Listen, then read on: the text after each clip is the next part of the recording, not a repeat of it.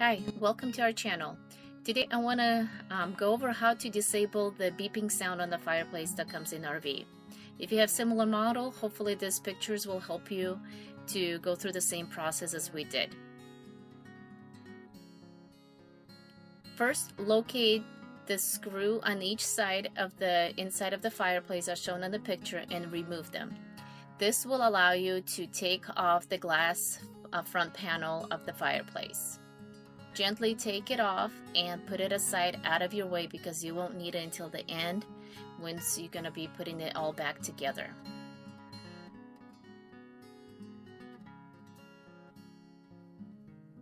Then on each side, left and right, you have 3 screws that you will need to use your screwdriver and remove those screws, and that will allow you to remove the whole fireplace insert. As you can tell, it did get dusty back there with a bunch of dust and sawdust, so we took some time to clean it up before we put the fireplace back in.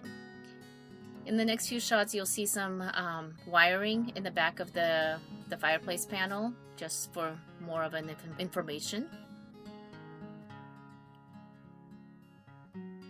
Then put the fireplace with the front face down and take the screws off on the back of the panel because you're going to need to get in the back of it.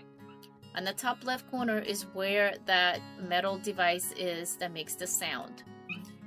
Once you have located it, use your screwdriver and pop it off. Now note that once you take it off, you can't put it back on. So make sure that's what you want to do. This is what our beeping part looked like. Once we removed it, we put the fireplace back together and no